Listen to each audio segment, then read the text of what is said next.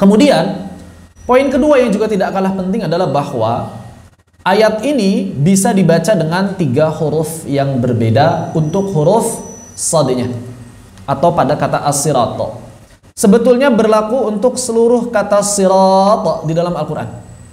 Berlaku untuk seluruh kata sirat di dalam Al-Quran. Yang pertama, bahasa asli dari kata as-sirat adalah menggunakan huruf sin. Pakai sin. Itu bahasa yang paling asli. Namun kebanyakan orang-orang Arab merasa berat mengucapkan dengan sin. Kenapa? Karena setelah sin ya huruf tafkhim. Sudah ro, ketemu to pula. Maka dalam rangka meringankan pengucapan, sinnya diubah menjadi sad secara berbahasa. Sebagaimana orang Indonesia kadang-kadang membaca masjid menjadi masjid. Cuma dalam bahasa Indonesia perubahan ini bukan perubahan resmi, perubahan tidak resmi. Kalau yang resmi itu tahu, haknya nggak dibaca, tahu. Karena kalau ada haknya jadi tahu Sumedang, jadi tahu bulat, jadi tahu temannya tempe. Kalau nggak ada haknya, lawannya jahil, lawannya bodoh, tahu. Lawannya tidak tahu. Kita nggak mungkin kan baca tidak tahu gitu. Tidak pun dibaca tidak. Kaknya hilang. Kaknya hilang. Bapak pun dibaca bapak, kaknya hilang. Bukan bapak. Walaupun ada sebagian orang mengucapkan itu, tapi yang resmi nggak ada kaknya, lebur deh. Bapak, hadaf, dihadaf. Ya. Ini hukum hadaf dalam bahasa Indonesia. Tidak, bapak, tahu, baso. Ada yang baca bakso? Nah, nggak ada. Orang Jawa, kalau orang Jawa nggak dihadaf dia, diibdal, diiklam. Ya, kafnya diibdal menjadi hamzah, bakso. Diiklam. Nah, kalau teman kita dari Bugis, Makassar, diidgham. Kafnya idgham ke dalam sin, basso. Begitu. Ada hukum-hukum seperti itu dalam setiap bahasa. Dalam bahasa Arab, maka di sini aslinya katanya adalah sirat menggunakan sin. Namun orang-orang Arab kebanyakan berat mengucapkannya sehingga mereka mengubahnya menjadi sad, dan itu menjadi bahasa yang lumrah dalam keseharian orang-orang Arab. Lalu kemudian semakin ditekankan, ya, diresmikan dengan cara bacanya Nabi Shallallahu Alaihi Wasallam ketika nerima setoran dari para sahabat. Jadi kalau kita pengen tahu bahasa Arab yang fasih itu yang mana, yang pertama bahasa yang diresmikan oleh talaqi Al-Quran. Maka itulah bahasa yang paling fasih. Bisa jadi mungkin sebelum Al-Quran turun orang-orang Arab berbeda pendapat nih mana yang paling fasih, sirat atau sirat. Aslinya sin, tapi kan itu zaman dulunya sin, kita udah pakai sad, begitu kan? Ternyata ketika mereka talaqi di hadapan Nabi Shallallahu Alaihi Wasallam, Nabi menerima keduanya. Artinya apa? Dua-duanya fasih. Kebanyakan orang-orang Arab mengucapkan sad, as-sirat. Alasan mereka dua. Yang pertama adalah karena tadi sudah menjadi kebiasaan orang-orang Arab. Yang kedua, ditekankan lagi dengan rosem. Rosemnya pakai sad. Masa kita mau menentang rosem? Alasan mereka seperti itu. Orang-orang yang utara, Madinah ke atas, Khaybar, sudah hampir ke Syam, lebih beda lagi mereka. Mereka tidak mengucapkan dengan sin, tidak mengucapkan dengan sad. Tapi kebiasaan mereka mengubah sin bukan dengan sad, tapi mengubah sin dengan istilahnya as-sadul musyammata bizai. As-sadul musyammatu bizai. Sad yang diishmam dengan zai. Apa ishmam di situ? Al-khalata, bercampur. Suara sad yang dicampur dengan suara zai, atau dalam bahasa yang lain ishmamus sadi bizai. Mencampur suara huruf sad dengan zai. Makhrajnya sama, sad dengan zai, betul ya? Sifatnya sebagian sama. Apa sebagian yang sama sifatnya? Yang pertama safir, yang kedua rikhwah. Yang beda apa? Yang pertama jahar, yang kedua itbaqnya. Ini poin dua sifat yang menjadi ciri khas. Yang membedakan sad dengan zai, pertama jaharnya. Zai jahar, sad hams. Yang kedua itbaqnya, sad itbaq, zai istifal infitah. Jadi menggabungkan suara sad dengan zai adalah menggabungkan dua sifat ini sekaligus. Kalau kita mengatakan asalnya adalah zai, berarti asalnya jahar. Berarti zainya diapain? Zainya diitbaqkan. Maka berarti suaranya menjadi zai yang itbaq. Az, istifal infitah terqiq ditafkhim. Az menjadi az. Az menjadi az. Az. Atau kita katakan aslinya sad, berarti aslinya itbaq, tapi sad itu hams dicampur dengan zai, berarti hams yang diubah menjadi jahar. Ya sama saja, sad yang jahar, sad yang jahar atau zai yang itbaq, sama suaranya? Ya sama. Sad as yang jahar az, sama kan? Az az. Maka ada suara huruf az yang kalau di fathah jadi zo. Orang Indonesia membaca zo itu untuk huruf zo. Beda. Ada yang namanya huruf zo, azzo, azzo. Apa itu? Sod jahr atau zai tebal. Hurufnya bagaimana? Secara rosem menggunakan huruf sod. Secara rosem menggunakan huruf sod. Suaranya az. Berarti dibaca az-zirata. Az-zirata. Bukan si, bukan zi, tapi zi. Ini diamalkan dalam qiraat oleh qiraatnya Imam Hamzah Az-Zayyat Al-Kufi. Maka beliau membaca Ihdinas ziratal mustaqim. Sehingga ada 3 riwayat yang sampai kepada kita untuk mengucapkan kata as-sirat dalam seluruh Al-Quran. Yang pertama adalah sesuai dengan rosem menggunakan sad. Yang kedua adalah menggunakan sin, kembali ke bahasa aslinya. Dan yang ketiga menggunakan dialek yang lain, yaitu sad bercampur dengan zai, sad jahar atau zai tebal. Karenanya ini penting, poin pentingnya di sini. Apabila kita belum bisa mengucapkan dengan sad, banyak kan orang Indonesia belum bisa mengucapkan sad. Kadang-kadang mengubah jadi sad, kadang-kadang mengubah jadi syad, kadang-kadang mengubah jadi sad. Jadi nggak jelas tuh huruf apa tuh. Maka kalau kita benar-benar belum bisa mengucapkan huruf sad saat mengucapkan kata as-sirat, wabil khusus dalam surah Al-Fatihah, maka dianjurkan, bukan mubah tapi sunnah, untuk mengubahnya menjadi sin, bahkan bisa jadi wajib. Kenapa? Demi menjaga keabsahan salat.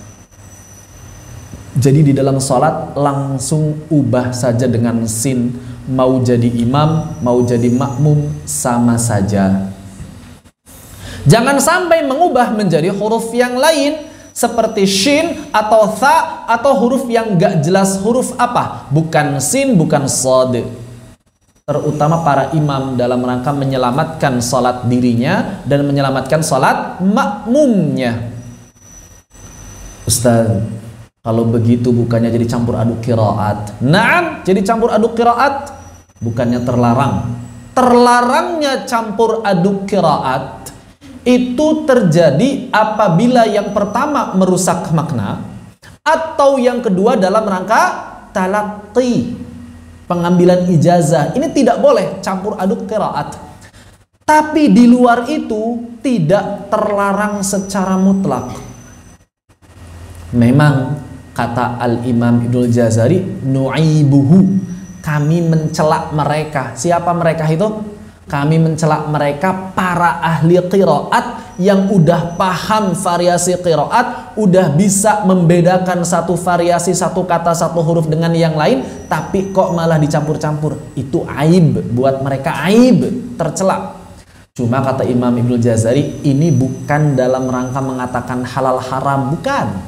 Cuma dalam rangka membedakan hukum buat orang-orang awam dengan para ahli qiraat. Jadi kalau dalam rangka salat kemudian yang imamnya bukan ahli qiraat, sudah ubah saja pakai sin. Ini sering saya sampaikan dalam daurah-daurah Al-Fatihah. Karena hari ini para imam salat ya memang bukan ahli qiraat. Dan memang sunnahnya pun bukan ahli qiraat imam salat itu, tapi ahli fiqih. Maka mungkin di antara ahli fikih itu ada yang belum bisa mengucapkan sad. Ubah saja dengan sin supaya nggak jadi lahan jali, supaya nggak jadi lahan i'rab, supaya salatnya sah. Maka siapa saja yang membaca ihdinas siratal mustaqim dengan huruf sin, salatnya sah bilittifaq, berdasarkan kesepakatan para ulama, tidak ada satu ulama pun yang menyelisihinya. Terus bacaan yang lain disesuaikan nggak dengan qiraatnya Ibnu Katsir? Jawabannya tidak perlu, yang lain biasa saja, normal saja, tidak masalah. Tidak masalah campur aduk qiraat dalam tilawah sehari-hari selama tidak merusak makna. Apalagi di sini ada kebutuhan, yaitu menyelamatkan salat, maka jelas ditekankan begitu. Kita lihat dulu beberapa perkataan para ulama berkaitan dengan huruf sad. Tanggung, bahasanya tanggung. Tadi ngebahas hukum. Al-Imam An-Nawawi rahimahullahu ta'ala mengatakan dalam kitab Al-Majmu' mengutip peringatan dari Al-Imam Abu Muhammad Al-Juwaini. Ini bukan dalam rangka berfatwa, tapi dalam rangka memberikan peringatan betapa perhatiannya para ulama dalam masalah huruf sad di dalam salat. Beliau mengatakan walau akhraja ba'dal hurufi, ini ketika membahas fikih salat. Walau akhraja ba'dal hurufi, dan apabila orang yang sholat itu mengeluarkan sebagian huruf min ghairi makhrajihi, dari tempat keluar yang tidak tepat, bi ayyakula nasta'inu, misalnya ada orang membaca nasta'inu tushbihut ta'uddala, yang menyerupakan tak menjadi dal, nasta'in dibaca nasda'in, awis sada, atau mengucapkan huruf sad la bisadin mahdoh, bukan dengan sad murni, mahdoh itu murni, bukan dengan sad murni, wala bisinin mahdoh, juga bukan dengan sin murni. Sad bukan, sin juga bukan, bal bainahuma, tapi di antara keduanya nggak jelas huruf apa. Bisa jadi huruf baru yang belum teridentifikasi. Seperti tadi contohnya, apakah syad, apakah sad, apakah sad, nggak jelas lah pokoknya huruf apalah. Fa in kana la yumkinuhu ta'allum sahhat salatu.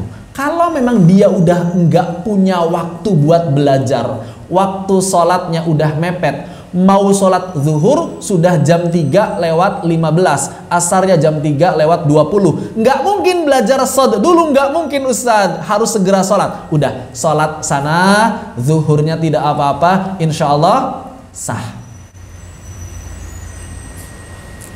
Wa in amkanahu wajabat ta'alum, tapi kalau masih ada waktu buat belajar, wajib belajar dulu. Selesai sholat asar maka wajib belajar dulu sebelum sholat maghrib. Sampai kapan? Ya sampai menjelang maghrib. Nanti sholat asarnya nanti ditunda dulu ya, belajar dulu. Tunda dulu, belajar dulu. Ustadz nggak sempet, ini udah mau maghrib, udah jam 6, maghribnya 5 menit lagi. Sholat maghrib silahkan. Udah sholat maghrib bagaimana? Sah sholatnya. Maghrib nggak bisa ditunda-tunda, langsung sholat maghrib. Kemudian bagaimana? Isyaknya nanti, Kapan sholat isyaknya? Nanti kalau udah bisa baca huruf sad dengan benar.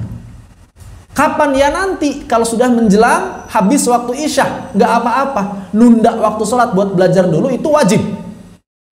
Wajib hukumnya. Maka tidak masalah dia menunda sampai kapan? Menjelang waktu isya dalam mazhab Syafi'i ya subuh. Belajar tuh sampai waktu subuh, sampai bisa mengucapkan huruf sad atau sin yang benar. Sad atau sin pilihannya ya. Nggak mesti sad saja, nggak mesti. Kalau sin saja sudah cukup. Jadi kalau misalnya sebelumnya udah deh nyerah di sad, sin aja, sinnya udah bisa, nggak apa-apa, langsung sholat, nggak perlu belajar lagi kalau sudah bisa sin, nggak perlu. Jadi kalau sudah bisa sin nggak perlu belajar lagi. Tapi kalau sad juga belum bisa, sin juga belum bisa, wajib terus belajar, jangan sholat dulu, tapi belajar dulu. Bahkan Al-Imam Al-Juwaini mengatakan apa? Wa yalzamuhu qada'u, maka wajib bagi dia mengqada kulli salatin, setiap salatnya, zamanit tafriti fit ta'allum, seluruh salat dia yang baca sod atau sin yang nggak benar tadi, maka wajib bagi dia mengulang seluruh sholatnya apabila dia memang dalam rangka menyepelekan belajar, enggak mau belajar padahal ada waktu. Sekali lagi, bukan dalam rangka berfatwa. Ini kalau difatwain berat buat umat, ya, berat sekali buat umat. Jangankan sholat yang dilaksanakan, Ustadz, dulu kan saya sudah sholat, kenapa harus diulang? Ya karena dulu nggak belajar, berat mereka. Jangankan sholat yang sudah dilaksanakan, sholat yang belum dilaksanakan saja. Misalnya ada orang telat hijrah, dari baligh sampai usia 30 belum pernah sholat, maka sebagian ulama kontemporer mengatakan ambillah pendapat yang termudah, yaitu pendapatnya Zahiriyah, yang mengatakan bahwa tidak wajib untuk mengqadha, cukup taubat dan perbanyak sholat sunnah. Padahal 4 madhab mengatakan wajib mengqadha sholat. Berat. Orang awam kalau digituin kabur mereka. Ya sudah. Maka kita kasih alternatif, kalau ente sanggup qadha, kalau enggak ya enggak apa-apa. Mudah-mudahan Allah memaafkan. Begitu. Ya. Tapi kalau masalah ini ya kita ambil pendapat jumhur. Mayoritas ulama mengatakan tidak perlu qadha selama dia salat. Selama dia salat. Begitu. Ini menunjukkan bahwa perhatian para ulama dalam masalah huruf di dalam salat ketika baca surah Al-Fatihah itu sangat besar. Sayangnya kita hari ini kalau ngaji fikih nggak pernah bahas-bahas begini ya. Seakan-akan kalau ngaji fikih salat itu yang diperhatikan apa? Gerakannya doang. Padahal di dalam salat ada rukun qauli, ada rukun yang berkaitan dengan perkataan. Makanya di dalam kitab Safinah ada tuh kan syurutul Fatihah, syarat-syarat membaca surah Al-Fatihah. Bahkan sebagian kitab fikih yang lain apa? Syurutu takbiratul ihram, syarat-syarat membaca takbiratul ihram. Di dalam masih di dalam kitab Safinah ada syurut at-tasyahud, syarat-syarat baca tasyahud itu kayak gimana? Tasydidnya jangan sampai hilang. Jarang diperhatikan itu. Padahal di kitab yang paling dasar ada. Makanya tidak heran kalau hari ini orang sholat bacaannya, kalau tahiyat kayak gimana? Assalamualaikum warahmatullahi wabarakatuh. Assalamualaikum warahmatullahi wabarakatuh. Asyhadu an la ilaha illallah. Enggak sah. Kata siapa? Kata para ulama. Karena tidak memenuhi syarat. Apa syarat apa? Syarat tasydid. Tasydidnya harus ditahan. At-tahiyyatu. Makanya kalau misalnya sholat kita benar, gak akan ada yang buru-buru itu. Gak akan ada makmum yang ketinggalan. Kenapa kok kalau sholat sir imam terasa cepat? Bukan suudzon ya. Cuma kayaknya bukan suudzon, cuma kayaknya tasdidnya nggak kebaca gitu. Ya mudah-mudahan sih ya kita sebagai makmum husnudzon. Cuma kok kayaknya cepet banget ya. Baru Ar-Rahmanir-Rahim udah ruku gitu. Gimana cara bacanya? Bisa jadi beliau lidahnya lebih lentur dari paginya. Kalau saya sih husnudzonnya begitu. Oh bisa jadi sudah sangat profesional sehingga baca cepat pun benar. Kalau lagi sir. Padahal kalau baca sir dengan benar, wallahualam ya, mungkin karena saya nggak mahir, jadi baca sir itu ya tetap nggak bisa cepat. Bismillahirrahmanirrahim. Secepat-cepatnya Bismillahirrahmanirrahim. Alhamdulillahirabbil alamin arrahmanirrahim maliki yaumiddin iyyaka na'budu wa iyyaka nasta'in ihdinas siratal mustaqim siratal ladzina an'amta 'alaihim ghairil maghdubi 'alaihim waladdallin. Secepat-cepatnya segitu. Ya, tapi kadang-kadang ada imam yang bisa lebih cepat dari itu. Nah maka mulai sekarang perhatikan. Betul yang namanya sholat itu meringankan makmum, tapi bukan berarti mengorbankan yang fardu, mengorbankan yang rukun. Tahiyat, salam, assalamualaikum. Assalamualaikum warahmatullahi. Assalamualaikum warahmatullahi. Gimana ini tasdidnya nggak kebaca? Assalamualaikum warahmatullahi. Minimal yang pertama. Kan yang rukun yang pertama. Assalamualaikum warahmatullahi. Yang kedua bebas lah, mau salah juga nggak apa-apa. Sunnah dia. Takbir. Allahu Akbar, bukan Allahu Akbar, bukan juga Akbar atau Akbar atau Allahu Akbar. Wakbar. Hati-hati. Jadi imam itu enggak sembarangan. Makanya jadi imam itu bukan kemuliaan. Jadi imam itu amanah. Jadi imam itu bukan kemuliaan tapi amanah. Ya. Orang zaman sekarang mengira imam itu mulia, jadi imam itu mulia. Padahal bisa jadi nanti di akhirat ditanya berat itu. Pertanyaan, lebih mulia mana muadzin sama imam? Oh, muadzin. Tapi kenapa Nabi jadi imam bukan jadi muadzin? Hah? Kenapa? Lebih utama mana berarti? Muadzin. Tapi kenapa Nabi nggak jadi muadzin? Karena kalau Nabi jadi muadzin, seruan hayya 'alas shalah jadi wajib.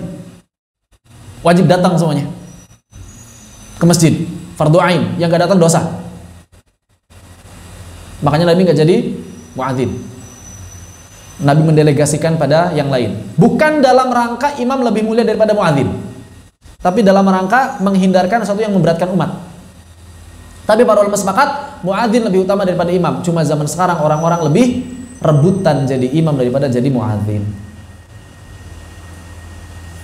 Ya walaupun kadang-kadang ada sih kalau di mall segala macam, silakan Pak, silakan Pak, silakan.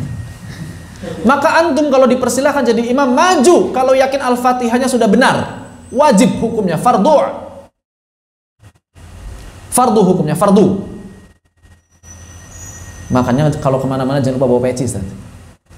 Karena orang pakai peci pasti disuruh maju. Betul. Apalagi kalau pakai baju koko. Yang pakai kaos sekalipun, kalau dia pakai peci disuruh maju sama orang-orang. Maka kalau misalnya kita suruh maju, maju. Bahkan kalau perlu nggak apa-apa, siapkan diri buat maju. Tampakkan kalau antum seorang qari yang bisa baca Al-Fatihah dengan benar. Wah, apalagi Ustaz Wildan, jenggotnya udah panjang gitu kan. Mundur orang-orang itu kalau misalnya ngeliat, mundur. Silakan Syekh gitu, masya Allah. Gitu. Ya, maka manfaatkan penampilan tersebut. Ya. Cuma jangan sampai juga cuma penampilannya doang keren, pas baca berantakan baca Al-Fatihahnya. Ini juga nggak jarang orang-orang yang pakai gamis gitu ya, jenggotnya panjang, rapih, bahkan kadang-kadang pakai imamah, pakai sorban. Orang-orang mengira dia kiai, ustadz, syekh, habib. Tapi pas baca Al-Fatihah, ummi ternyata. Ummi itu nggak bisa baca Al-Fatihah dengan benar. Nah, maka dalam tanda petik ya kita kalau memang si ummi pakainya biasa-biasa aja lah. Takut dikira jadi imam, jadi amanah berat. Nah begitu. Ya, jadi hati-hati. Para ulama sangat memperhatikan masalah huruf. Ini cuma satu huruf saja diperhatikan. Begitu. Dan oleh karena itu belajar tajwid hukumnya fardu ain dalam perkara apa? Dalam perkara yang bisa membuat sholatnya sah. Fardu ain. Jadi belajar tajwid hukumnya fardu ain dalam perkara yang membuat sholat sah. Begitu. Baca Al-Fatihah, takbiratul ihram, kemudian apalagi yang wajib, tasyahud tahiyat, kemudian salam. Minimal itu saja. Udah yang fardu ain belajar tajwid itu dipelajari 4 poin itu. Sisanya sunnah. Begitu.